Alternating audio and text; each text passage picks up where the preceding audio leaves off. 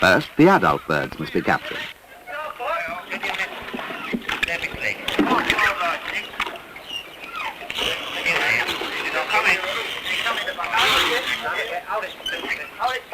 The cygnets are lifted or upped from the river.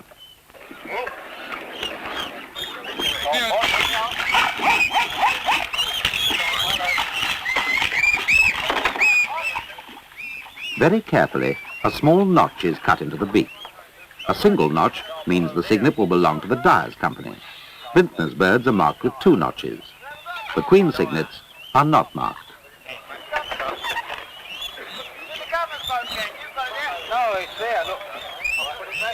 All of the cygnets are pinioned. Their feathers cut from the tip of one wing so the birds will not be able to fly. After the marking and pinioning, the cuts are dressed with disinfectant tar.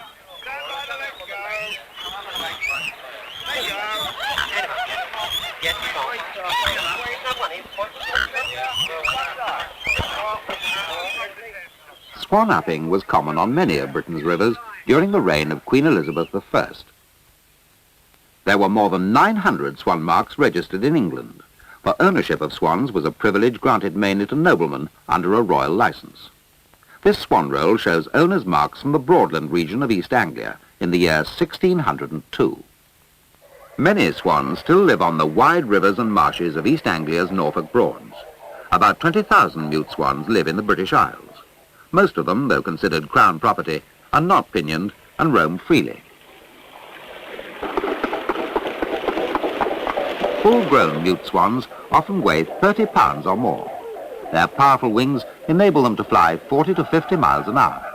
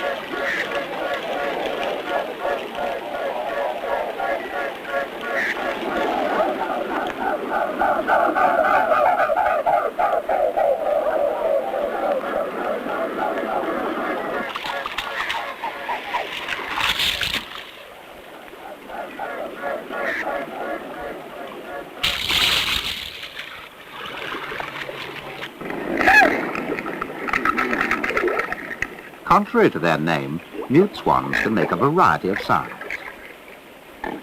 Much time is spent preening their feathers and bathing.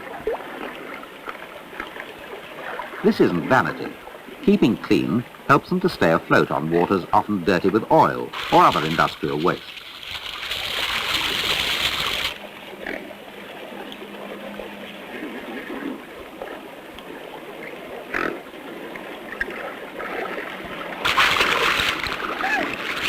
A young pair performs a courtship display.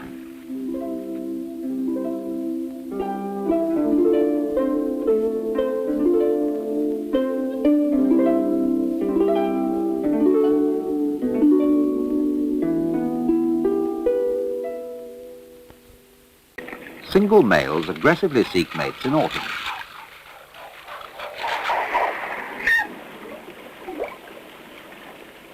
This belligerent fluffing of feathers is called busking. Sometimes, evenly matched adult males will cautiously circle about each other for 20 or 30 minutes. Another encounter is more serious.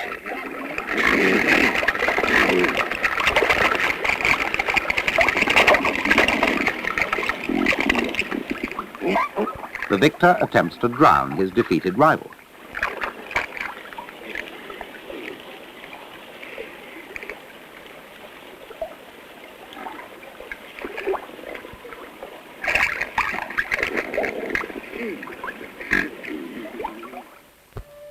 Several months after November's conflict, a pair of swans slowly swims up the river estuary.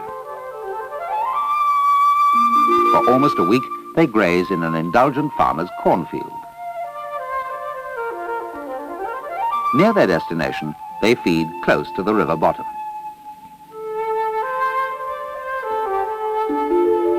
nest is built during the first week of April.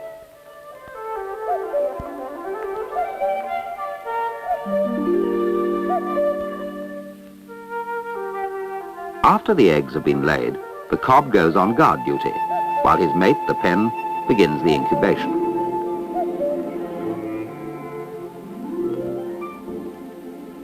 Usually, 4 to 7 eggs are laid.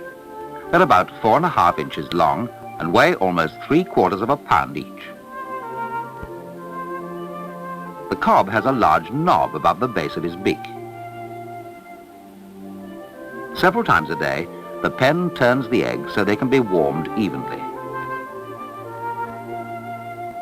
Frequently, the cob is away during the first weeks of the incubating. The pen has given a distress call.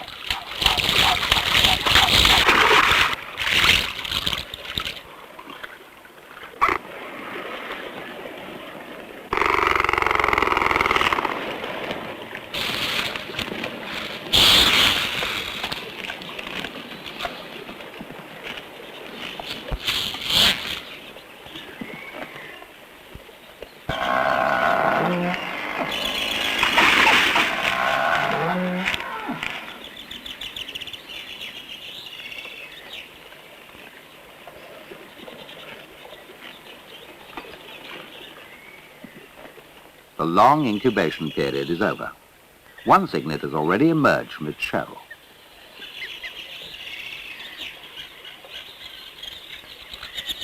Another cygnet begins the lengthy and laborious task of breaking out.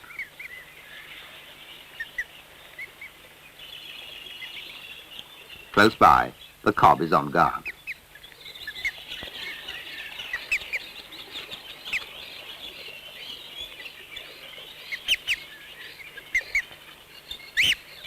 It has taken half an hour to get this far.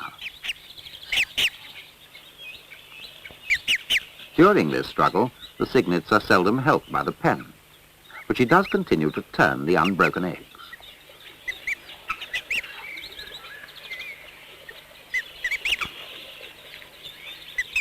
The second cygnet is stuck.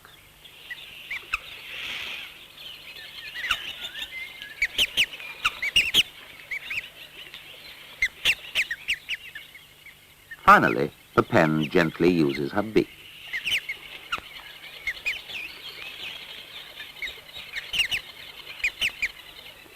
A third cygnet pushes forward with its tiny wings, wings that eventually could become strong enough to break a man's arm. Early the next morning, the pen keeps her cygnets under cover. Later they try to walk, but their legs are too weak yet.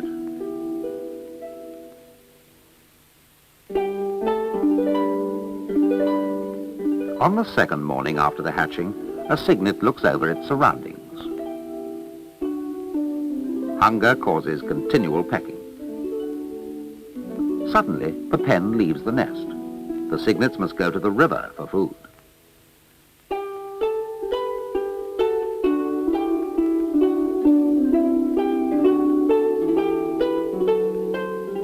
At the water's edge, the cygnets are hesitant. The pen coaxes. It's their first experience with the river. Cygnets have many enemies, such as this large pike lurking amidst the weeds. If the cygnets survive these days when they're weak and defenseless, they could live 40 or as long as 80 years. Their average lifespan, however, is much shorter.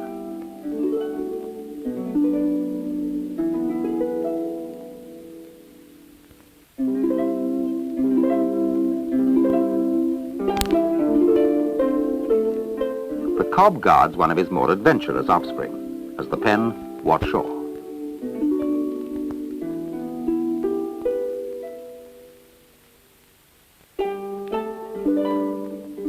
At last, the cygnets follow the pen.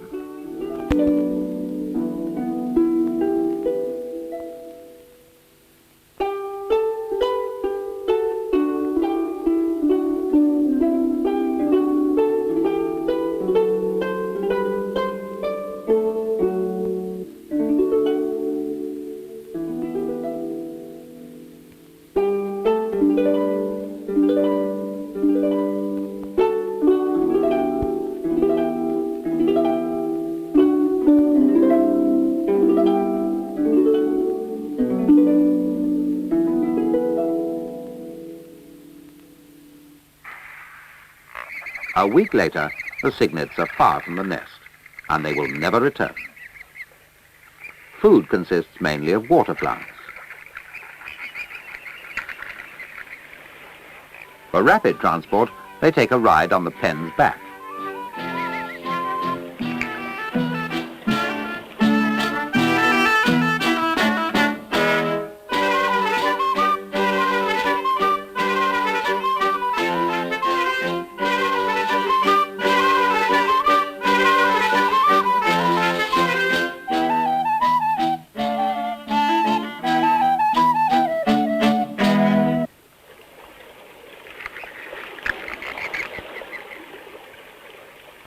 The cob threatens anyone who comes too close.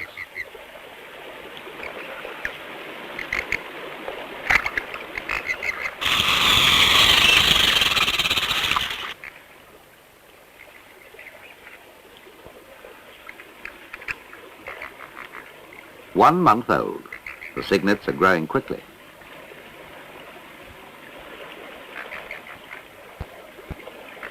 Near the end of summer, the cygnets are 3 months old, and they're almost as large as their parents.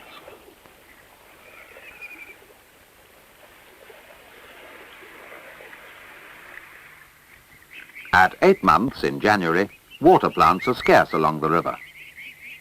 A robin is hungry too.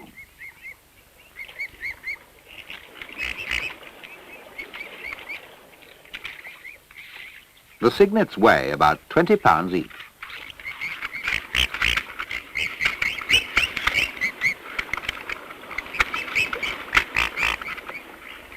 The cob attacks one of his own cygnets.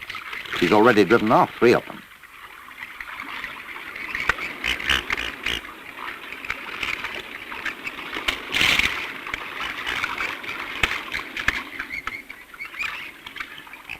Two months later, the cob is chasing the rest of his cygnets away. Each year, this strange yet necessary aggression is directed towards his young. Instinct forces this behavior. A few weeks from now, the pair must build another nest.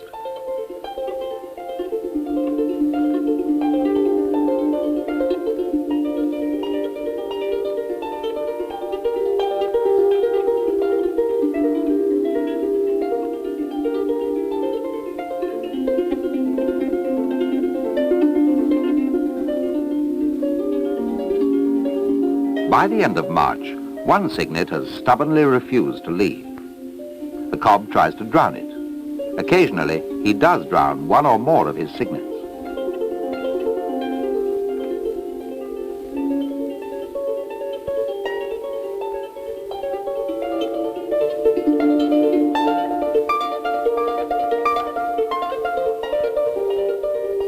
Repeatedly, the bewildered cygnet attempts to rejoin its parents.